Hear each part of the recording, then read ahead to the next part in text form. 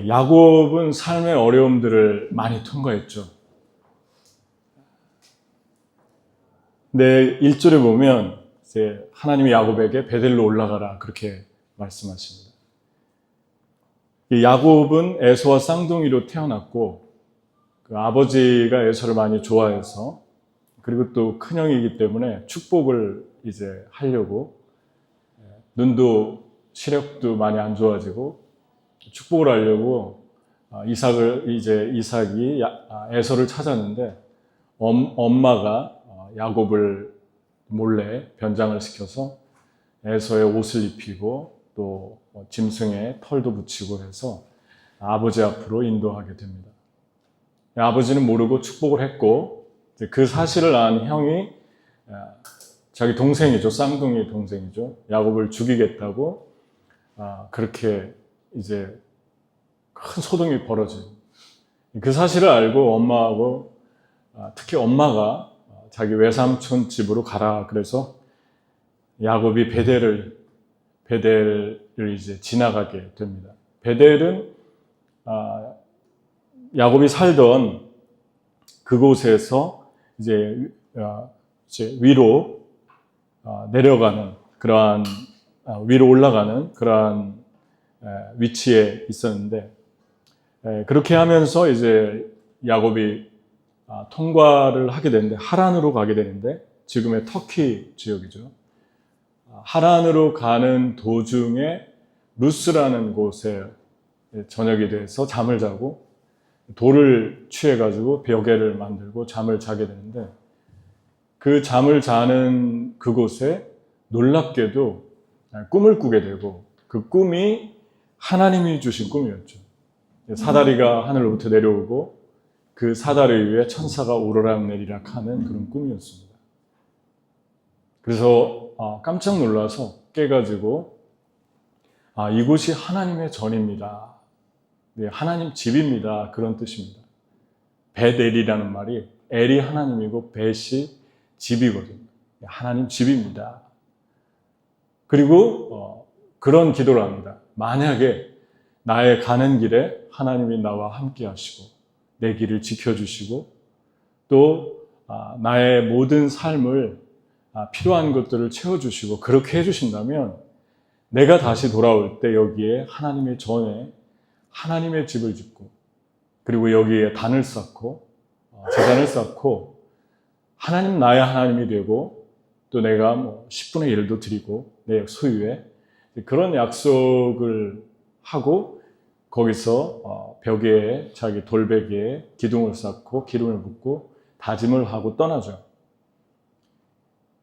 그리고 나서 20년을 삼촌집에서 살았는데 놀랍게도 하나님이 그 잘 속이고 이용하는 삼촌 밑에서 거부가 되게 해주셨어요.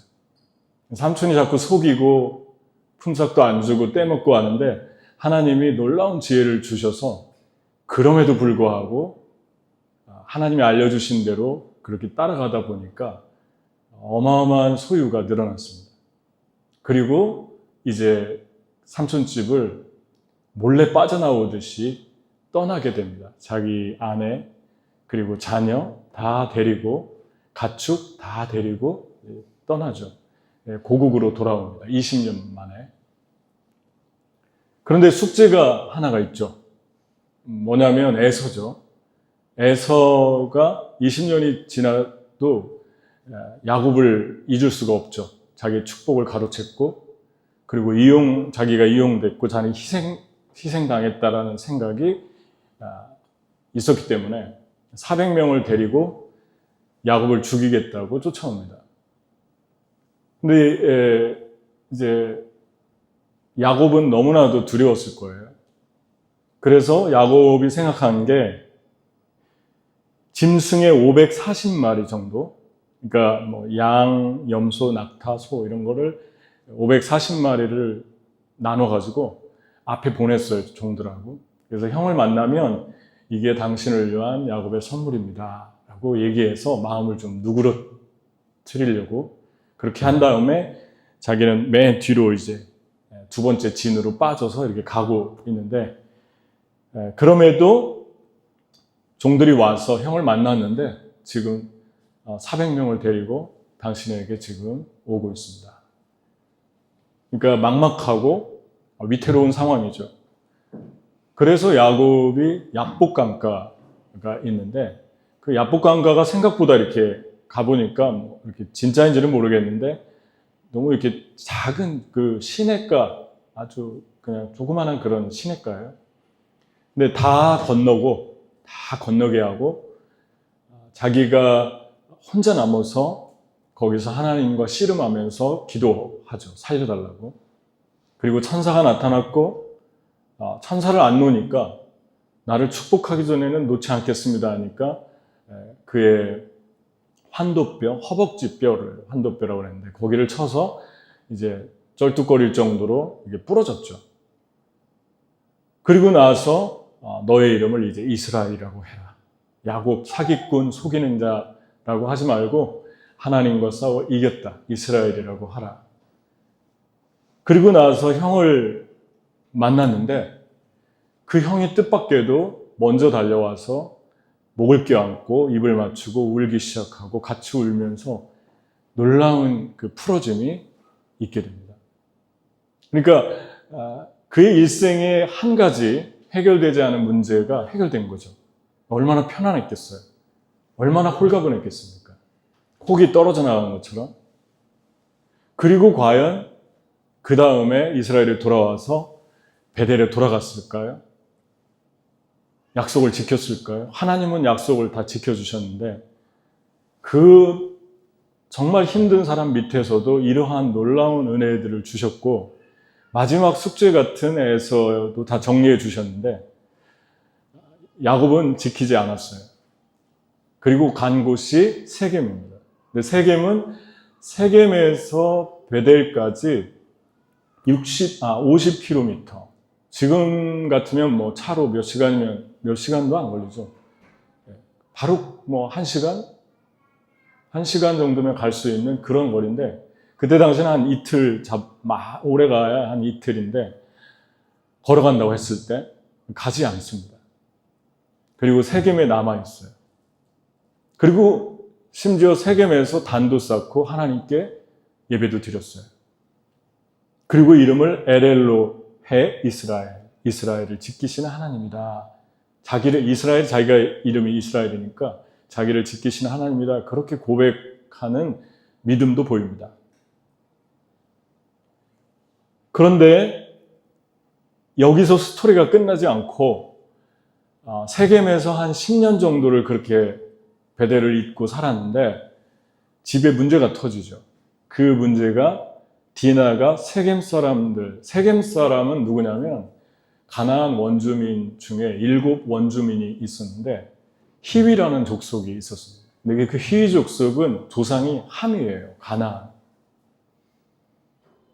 그러니까 하나님을 모르는 그런 족속인데 섬기지 않고 우상을 숭배하는 사람들인데 그 땅 사람들의 놀이를 보려고 나갔다가 폭행을 당하게 되죠. 그것도 세겜이라는 추장한테. 그래서 이제 그 사실을 안 아들들이 분노하게 되고 그 중에 시몬과 레이가 있는데 그 시몬과 레이가 용서해 주는 척 하면서 그들이 찾아와서 정중히 욕을 했어요. 너의 동생을 디나를 우리를 주면 우리 신부가 되게 하고 아들의 신부가 되게 하고 너희와 우리와 같이 평화의 협정을 맺고 잘 살자. 그렇게 해줄 텐데 조건이 있다. 너희 청년들은 다 할례를 받으면 좋겠다. 우리는 구별된 백성이고 하나님 우리에게 명령하신 거다. 할례를 했어요, 이 사람들이. 그때 이제 힘을 못 쓰는 상황에서 그들을 급습해서 다 살육하죠. 근데 그들만 살육한 게 아니라 그 죄를 지은 사람 한 사람인데 무고한 남자들을 살육한 것뿐만 아니라 그들의 가정, 자녀, 아내, 소유까지 다 약탈해가지고 돌아옵니다. 그러니까 야곱의 생애에서 걷잡을 수 없는 그 소용돌이 속에 휘말리고 이 문제가 터졌죠. 상상할 수 없는 지금 문제가 일어난 거예요. 이것은 그래서 야곱이 첫 마디가 그거였죠. 너희는 내 집에 냄새가 나게 했다. 냄새가 나게 했다는 말은 사람들에게 아주 위험하게 우리 집안을 지금 만들었다. 그들이 이제 복수할 거 아닙니까? 여러분, 이 야곱이 얼마나 막막했겠어요. 야곱이 지금 딸이 그렇게 당한 그게 지금 그것도 힘든데 거기에다가 자기가 지금까지 쌓아온 모든 것들이 그냥 다 송두리째 날아갈 정도가 아니라 생명까지 위험한 그러한 상황 가운데 처하게 됩니다. 한순간에 그때 하나님이 말씀하십니다. 10년 만에 처음으로 말씀합니다.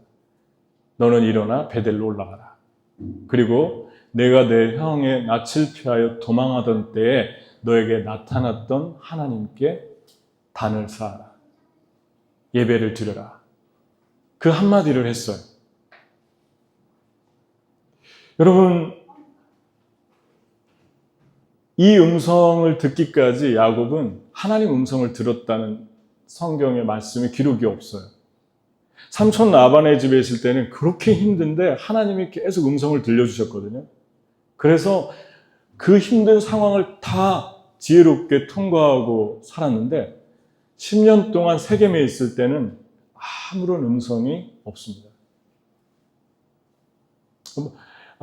우리의 삶에도 지금 세겜 같은 삶을 살 수 있어요. 평안하고 별 문제가 없고 그리고 자녀들도 괜찮고 그리고 가시 같은 문제에서의 문제도 해결됐고 너무 평안한데 하나님 음성은 듣지 못하고 사는 거예요.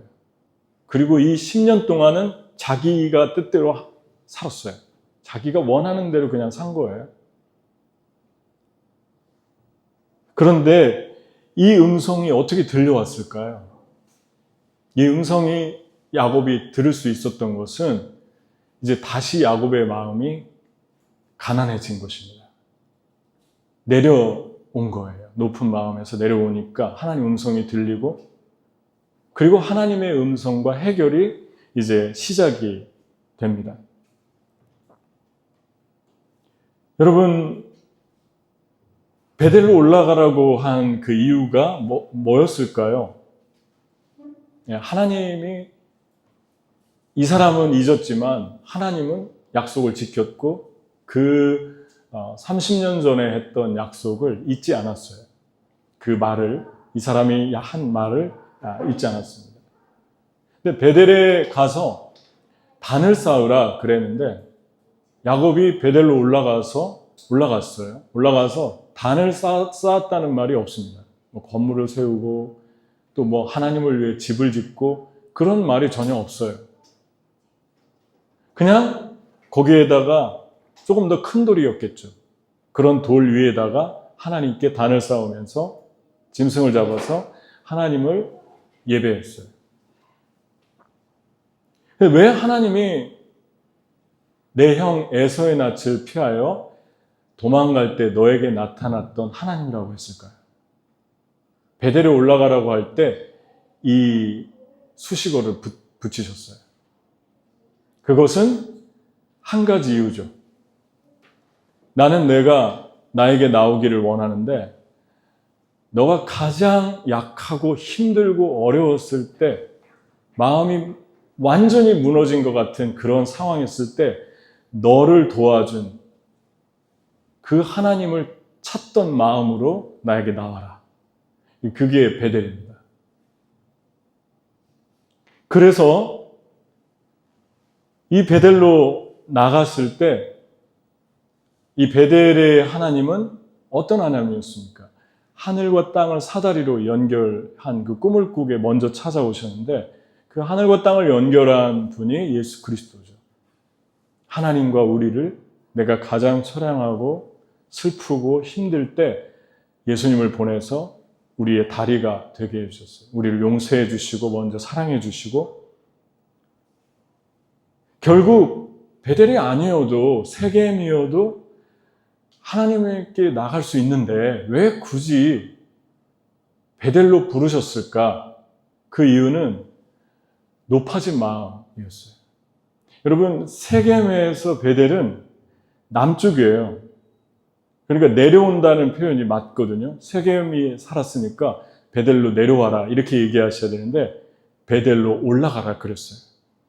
너의 삶은 지금 세상에서는 올라가고 있는지 모르지만 넌 지금 내려가고 있었다. 근데 나는 너가 다시 올라가기를 원한다. 지역적으로 남쪽으로 내려가고 북쪽으로 올라가는 건데, 그리고 실제로도 세겜이 더 높습니다. 지대적으로 봐도. 근데 하나님은 베델로 내려가는 걸 올라간다, 상승한다라고 표현합니다. 올라가다. 너는 지금 세상에서는 가장 잘 됐다고 하는데 너는 지금 마음이 교만해져 있다. 그러니까 너 마음을 낮춰라. 내려가라. 내려가는 것이 올라가는 거죠. 그러니까 지금 올라오라 그러는 거예요. 이제 다시 올라가자. 너무너무나도 떨어져 있다. 올라가자. 여러분, 주님이 우리에게 정말 원하는 그런 예배는 낮아진 예배입니다. 마음이 낮아진 예배, 가난해진 예배. 그래서 예배가 높아지면, 예배가 교만해지면 교만한 삶을 낳죠. 삶도 교만해져요. 예배가 겸손해지면 겸손한 예배는 겸손한 삶을 낳습니다. 되게 하나님이 중요한 말씀을 하시죠. 내가 너에게 그때 가장 처량할 때 나타났던 하나님께 그 마음으로 나와라. 겸손한 삶에 따라오는 열매들이 뭘까요? 첫 번째, 베델에 그냥 올라가자고 선포해요. 야곱이. 그러니까 야곱이 자기 집 사람과 자기와 함께한 모든 자에게 이르되 너희 중에 이방 신상을 버리고 자신을 정결하게 하고 의복을 바꿔라. 우리가 일어나 베델로 올라가자. 나의 환난 날에 내게 응답하시며 나의 가는 길에서 나와 함께 하신 하나님께 내가 거기서 단을 쌓으려 하노라. 영적인 세포가 다 살아나잖아요. 내 환난 날에 베델에서 내 환난 날에 나와 함께 하셨지. 그리고 나의 가는 길에 나와 함께 하셨지. 20년 동안의 하란의 삶을 축복하셨지. 이거 다 잊고 살았잖아요, 세겜에서. 근데 그 세포 하나하나가 다 기억나면서 살아나기 시작합니다. 그러면서 올라갑니다.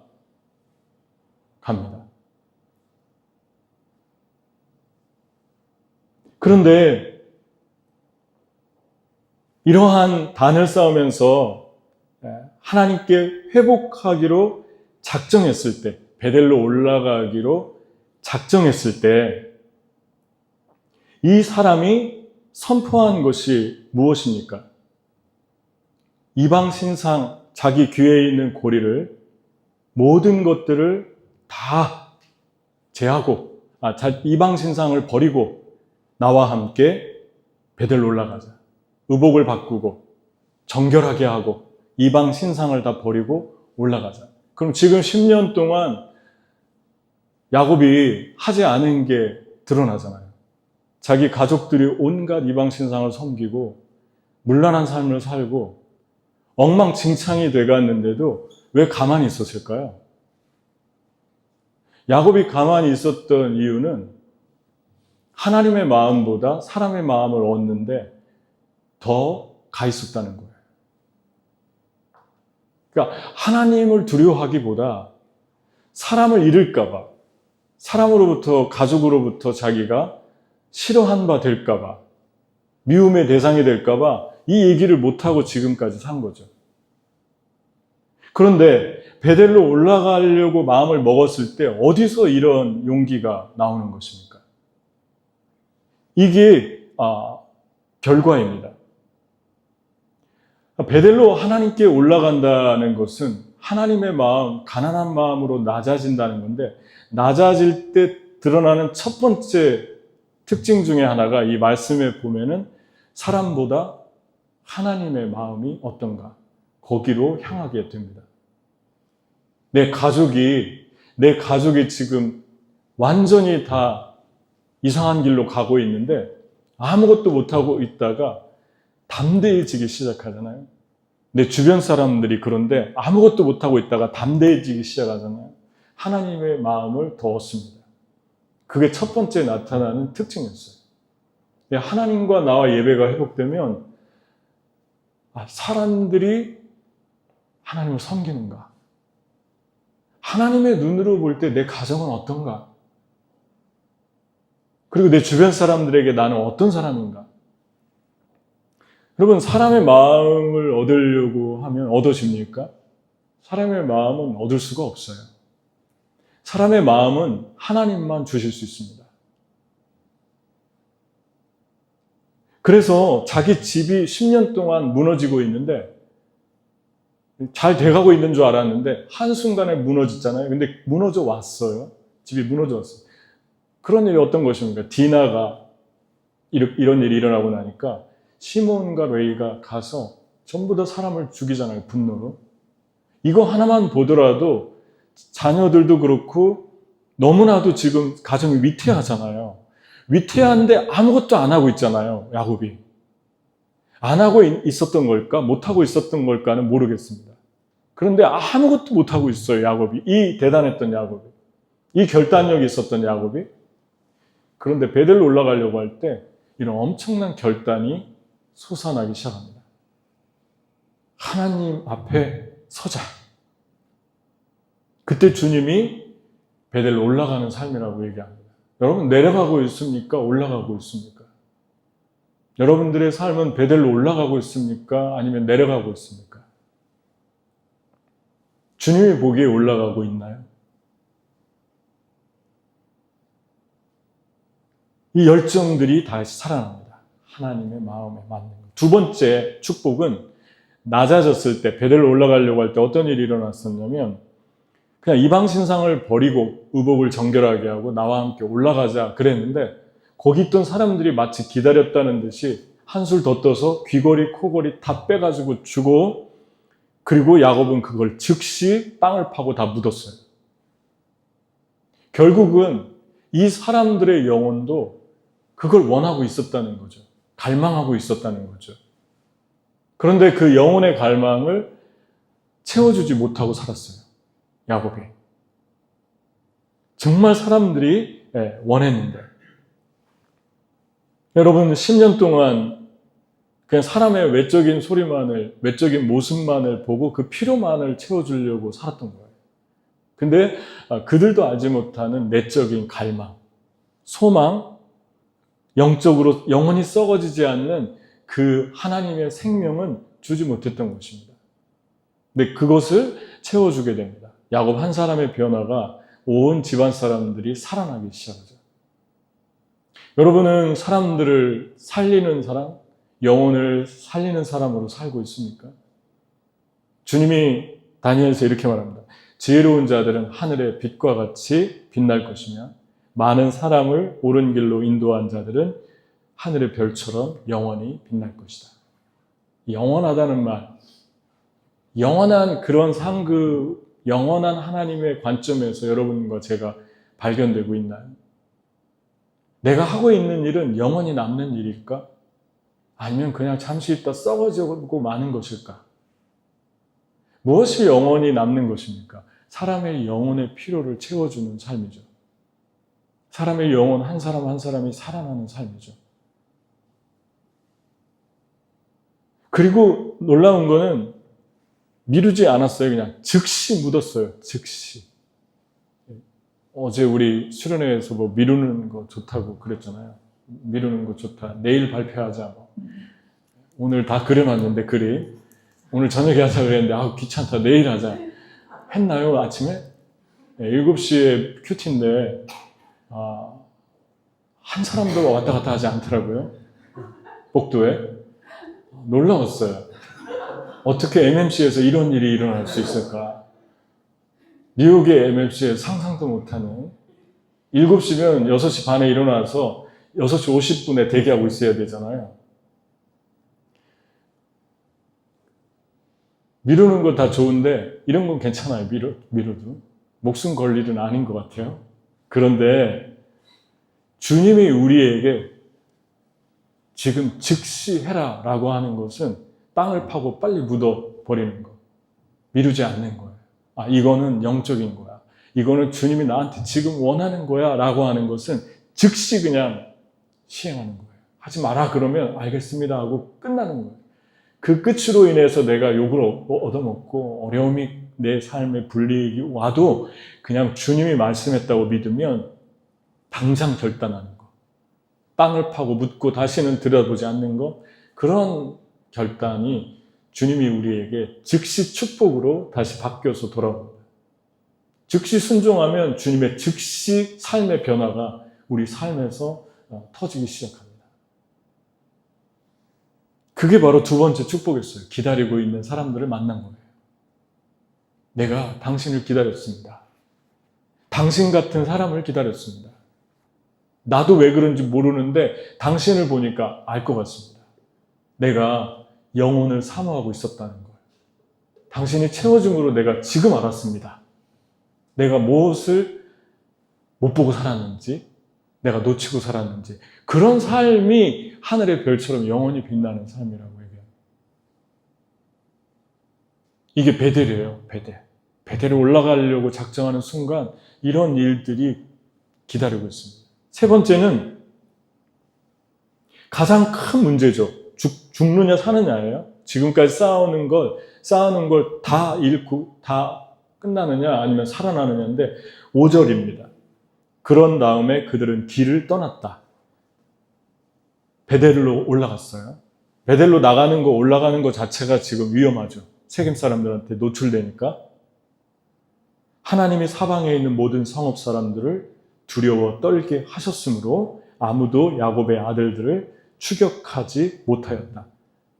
야곱은 그냥 베델에 올라가려고 작정했는데, 야곱은 그냥 땅 파고 귀걸이 코걸이 하나님 기뻐하지 않는 거 묻은 것 뿐인데, 하나님이 야곱을 두렵게 하는 그 문제의 근원을 찾아가서 그 마음을 하나님이 완전히 두렵게 만들어 놓은 것이죠. 그러니까 야곱은 아무것도 안 하고 주님께 지금 예배 드린 것도 아니고 드리려고 마음을 작정했는데, 그것뿐인데, 지금 올라가고 있는데 아직 아무것도 안 했는데 하나님은 벌써 일을 하고 계셨어요. 이게 하나님께 정말 간절한 마음으로 정말 애서가 나타났을 때, 애서의 낯을 피워 도망갈 때 그 간절함, 나는 어떻게 살지? 그때 나이가 한 청소년 나이 14살에서 17살로 추정하는데, 이 소년이 외국 땅에 간다는 걸 생각해 보십시오. 이 나이에 엄마 아빠의 사랑을 받아도 시원찮은데 홀로 저 먼 고국을 떠나서 다른 나라를 가는 거예요. 얼마나 두렵고 떨리겠습니까? 근데 그때 주님이 그 불쌍한 아이의 영혼에 찾아오셔서 다 이루어주셨는데, 20년 다 이루어주셨는데 그 마음이 없었잖아요. 근데 그 마음을 찾기 시작하니까 다 해결되죠. 큰 문제의 고민거리를 주님이 해결합니다. 주님이 찾아가셔서 다 만져주십니다. 여러분, 복수한 사람, 그럼 너무 복수한 사람들은 하나님 불공평하지 않습니까? 이런 질문을 할 수 있잖아요. 세겜 사람들이 아무리 이방 사람이지만 하나님이 이방 사람들을 사랑하시는데, 죽인 사람들은 그러면 아무런 벌도 받지 않고 여기서 다 구원받아가지고 베델로 올라가는 것입니까? 근데 성경이 분명하게 얘기합니다. 시몬과 레위가 주동했고 그 두 사람이 죽였다고 그래요. 가서 주도적으로. 그러니까 다른 형제들이 한 게 아니라 두 사람이 했죠. 근데 나중에 야곱이 축복을 하는데 그게 나타납니다. 12명 중에 두 아들만 거의 저주에 가깝게 말을 들었어요. 다른 아들들에게 한 축복은 다 이루어졌는데 두 사람은 거의 저주를 받았고, 시몬은 나중에 인구조사를 하는데, 광야를 지나고 인구조사를 하는데 12지파 중에 가장 소수의 자손만이 있는 거예요. 이유와 까닭을 알 수 없죠. 그런데 이러한 징계를 받게 됩니다. 두 번째는 지파를, 기업을 분배받을 때 땅의 기업을 분배받지를 못했어요. 온유한 자가 땅을 기업으로 받는다라는 말이 정말 진리이죠. 결국 땅을 차지하는 것은 온유한, 분노를 잘 내면 아무리 잘하고 열심히 해도 한순간에 다 날아갑니다. 분노는 무엇입니까? 복수예요. 복수한 사람만 손해예요. 주님이 주는 메시지는 복수하지 말라 이거예요. 내가 해줄 테니까. 복수하면 결국 시몬과 레위만 손해잖아요. 두 사람만 죄이 되잖아요. 복수하면 내가 온갖 손해를 다 뒤집어 쓰고 나만 헐트하고 나만 손해보고 끝나는 거예요. 그게 시몬과 레위였어요. 그러니까 다른 지파들 다 나눠줬는데 시몬은 조금 유다 지파 안에 얹혀 살았어요. 몇 개 성읍만 받았어요. 다 받는데. 그리고 또 하나 레위는 아예 지파를 받지 못했어요. 기업을. 너희는 전국에 흩어져서 살아라. 그런데 주님의 은혜는, 주님의 노는 내가 3, 4대까지 하지만 내가 너희를 향한 긍휼과 용서는 1000대까지 이른다. 그런 말씀. 주님의 노는 잠깐이요. 주님의 축복은 계속 세대와 세대를 거쳐서 주신다. 이게 주님의 성품이잖아요. 나중에 그거를 선으로 바꿔줍니다. 용서하시고. 레위를 성직자로 삼고 너희는 기업을 못 받는 대신에 사람들의 성읍에 흩어져서 12성읍에 흩어져서 그들을 도우면서 살아라. 그들을 축복하고 생명을 주고 제사 지내고 제사장 족속으로 리딤해 줍니다. 주님의 은혜가 놀랍게 크죠. 근데 그 사이에 어떤 일이 또 벌어졌어요. 레위에게.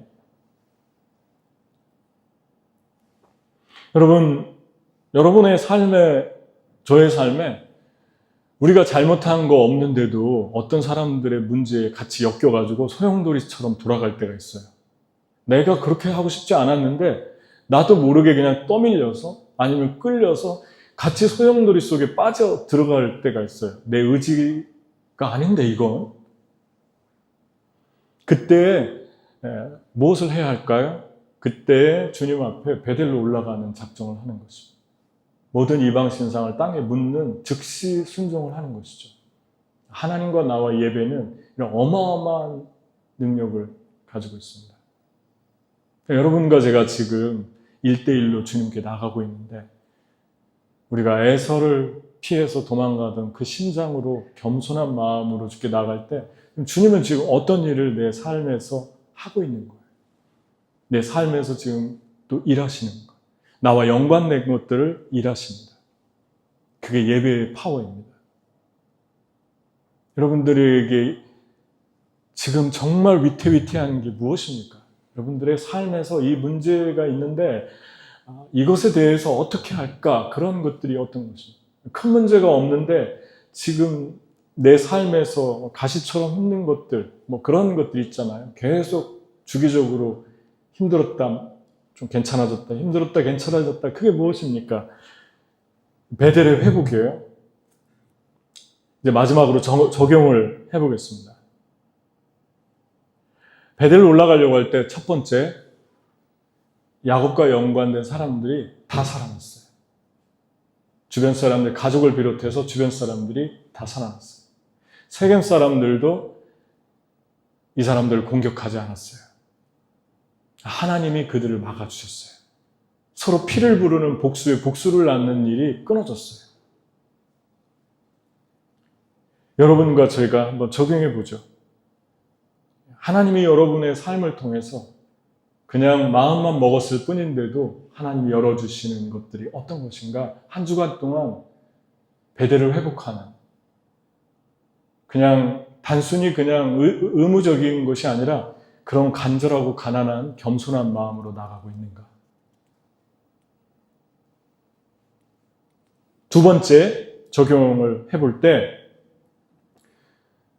겸손을 알고 교만하지면 안 된다는 거 아는데 안 될 때가 있어요. 너무 내 마음이 제어가 되지 않을 때가 있어요. 그런데 그 교만이 우리의 삶을 잡아올 때 분노도 같이 쉽게 일어납니다. 평안이 다 깨집니다. 그런데 이게 브레이크가 되지 않아요. 너무나도 안 돼요. 하고 싶은데, 겸손해지고 싶은데, 그때 어떻게 해야 될까요?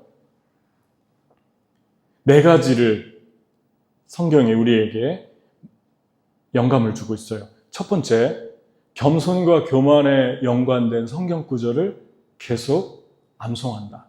예를 들면 이런 말씀입니다. 마음이 지금 너무 교만해져요. 분노가 가득해요. 그러면 교만은 패망의 선봉이요, 겸손은 존귀의 앞잡이니라.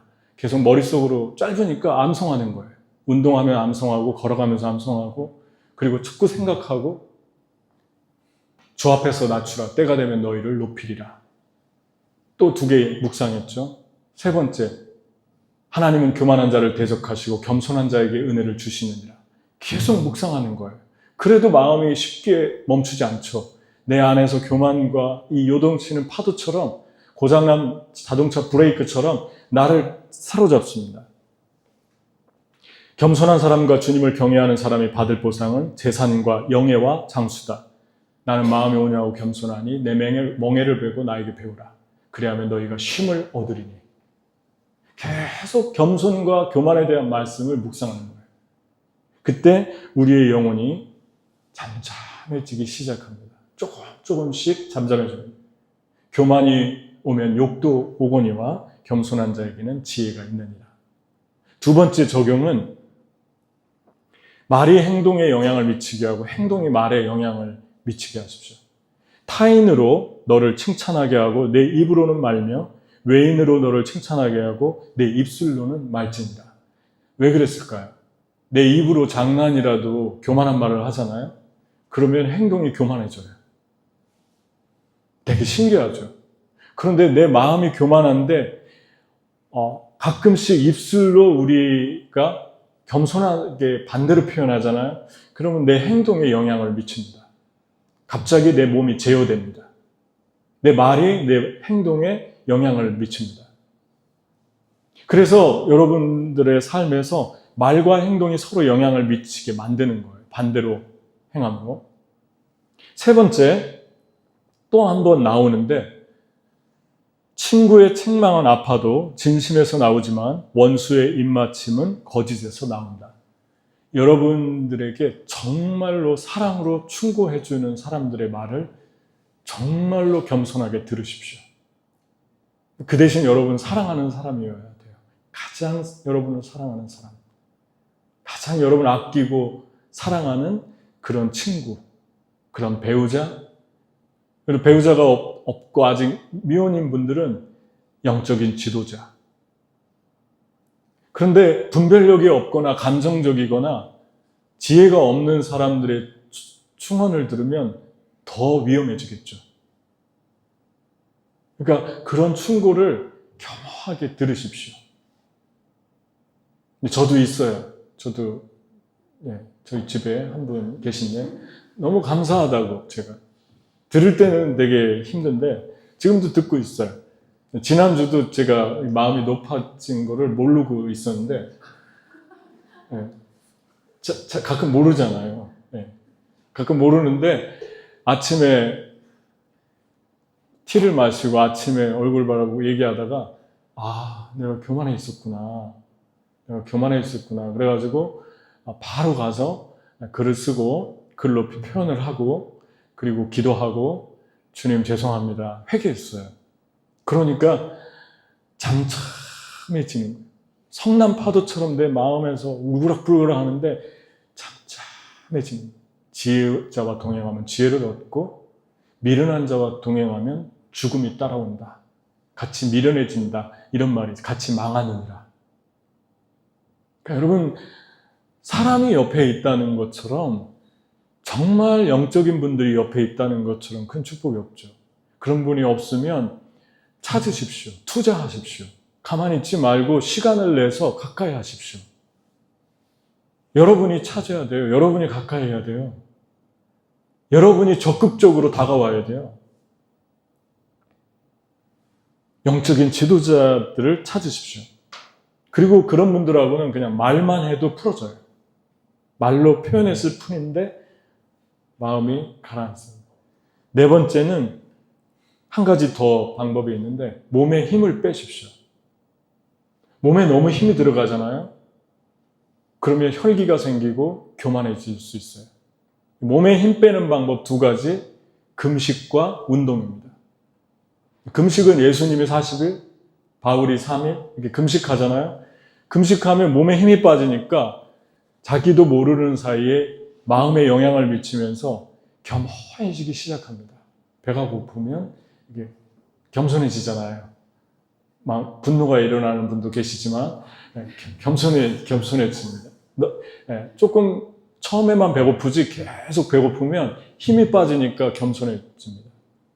그러니까 여러분 육체의 힘을 빼십시오. 그래서 금식을 하루에 한 끼 힘들면 일주일에 한 끼 하루 정도 하는 것 좋습니다. 그 다음에 운동을 해서 힘을 빼면 몸에 힘을 빼면 몸이 쿨다운 됩니다. 몸이 쫙 가라앉으면서 마음이 정리되고 영혼이 새로워집니다. 그러면서 새로운 힘이 생겨요. 그 다음에 문제를 보면 그냥 넘어가요. 아, 괜찮다고 넘어가게 됩니다. 이긴 거예요. 여러분이 이 네 가지를 한번 이번 주에 적용해 보면 좋겠습니다. 여러분 마음에 파묻힐 때, 걷잡을 수 없을 때, 주님, 내가 베델로 내려가는데 올라간다고 하잖아요, 하나님은. 내려가려고 하는 게 주님 볼 때는 올라가는 겁니다. 올라갔으면 좋겠어요. 아멘? 내 영혼이 사랑이 없을 때 사랑에 관계된 성경 구절을 뽑아서 그것만 계속 머릿속으로 암송하십시오. 내 마음속에서 부정적인 생각을 들 때는 긍정적인 할 수 있다, 할 수 있거든요, 무슨 말이냐, 이런 말씀만을 가지고 계속 묵상하십시오. 그때 주님께서 여러분과 저희 안에 새로운 일을 하시기 시작할 것입니다. 같이 기도하겠습니다. 이 시간에 저와 여러분은 아무것도 아닌 것 같은데 누구에게 말도 할 수 없는 문제가 내 영혼을 사로잡아 와서 평안하고 잠잠한 마음에 파도처럼 요동치게 할 때가 있습니다. 근데 그때 원수는 그걸 통해서 우리의 영혼의 평안, 기쁨을 다 파괴시키고 가져가려고 합니다. 근데 주님 앞으로 올라가십시오. 베델로 올라가십시오.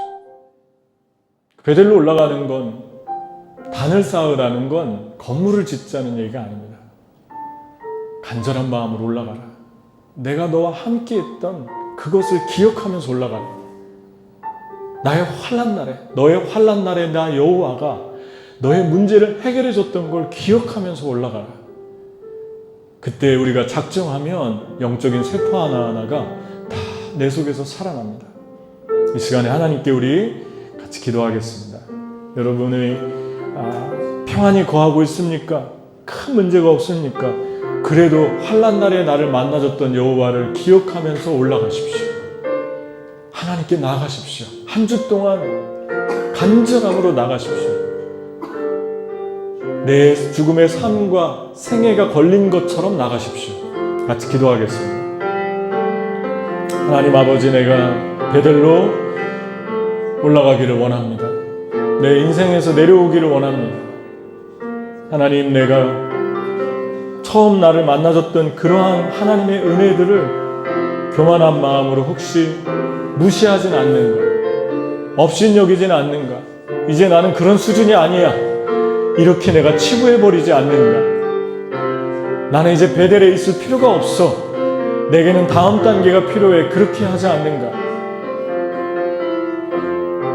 우리의 회복은 베델에서 일어납니다. 예배에서 일어납니다. 같이 기도하겠습니다.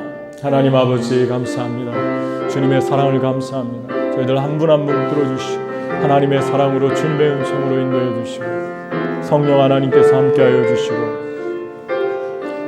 주님의 크신 사랑으로 주님의 크신 은총으로 붙들어 주시고 주님의 은총으로 주님의 사랑으로 부어 주시기를 간절히 기도하고 나옵니다.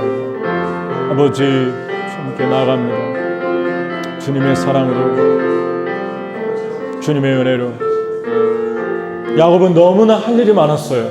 세겜 사람을 만나서 로비하는 것도 지금 시간이 쪼들끼는 그런 상황이었지만 로비하지 않았습니다. 가장 먼저 베델을 향해 올라갔습니다. 하나님부터 챙겼습니다. 하나님 말씀부터 챙겼습니다. 예배부터 챙겼습니다. 기도부터 챙겼습니다. 그게 야곱의 삶을 바꿨습니다. 터닝 포인트가 되면서 모든 것들이 다 잠잠해졌습니다. 문제가 해결됐습니다. 여러분과 제가 마음이 급해질 때 사람의 마음을 얻기 전에 하나님의 마음을 얻으십시오. 하나님의 마음에 기뻐하는 것을 묵상하며 나가십시오. 우리 같이 기도하겠습니다. 내가 하나님의 마음을, 사람을 하나님께 맞추게 하소서. 사람에게 하나님을 들이대고 맞추려고 하지 않게 하소서. 하나님의 마음을 맞추게 하소서. 하나님의 초점을 맞추게 하소서. 우리 같이 기도하며 나갑시다. 하나님 아버지 감사합니다. 주님 불쌍히 여겨주시고, 주님 긍휼히 여겨주시고, 하나님의 은혜로, 아버지 하나님의 사랑으로 저희들 한 사람 한 사람 풀어주시기를 원합니다. 주님의 은총으로 인도해 주시기를 원합니다. 주님의 사랑으로 함께 해주시기 원합니다. 주님을 찬양합니다. 주님을 의지합니다. 주님을 찬양합니다. 하나님 역사해 주시고 인도해 주시고, 하나님 주님의 크신 사랑과 능력으로 저희들 한 사람 한 사람을 붙들어 주시기를 원합니다. 주님을 찬양합니다. 주님을 예배합니다. 주님 저희들을 붙들어 주시고 저희들의 생애와 삶을 인도하여 주시옵소서. 주님 역사해 주시옵소서. 우리 다 같이 일어나서 하나님께 한 번 더 여러분 성령 인도한 대로 기도하고 우리 정직한 그 찬양, 그 찬양을 우리 하며 나가면 좋겠습니다. 우리 같이 한 번 더 기도할게요. 여러분 자신을 하나님께 가지고 나가면서 하나님이 여러분의 삶에 놀라운 일을 해 나가실 것입니다. 그리고 그분의 영광을 보여주실 것입니다. 주님 앞에만 있기를 소원합니다. 내가 하나님 앞에 예배자로 서 있기를 소원합니다. 이번 수련회 오늘까지 수련회 주제는 하나님이 찾으시는 예배자입니다. 내 삶 순간순간 내가 어디 있든지 나의 환난 날에 나와 함께 하셨던 그 아버지, 나와 지금도 함께 하시는 그 아버지께로 내 마음을 향합니다. 내 영혼을 향합니다. 우리 같이 기도하겠습니다.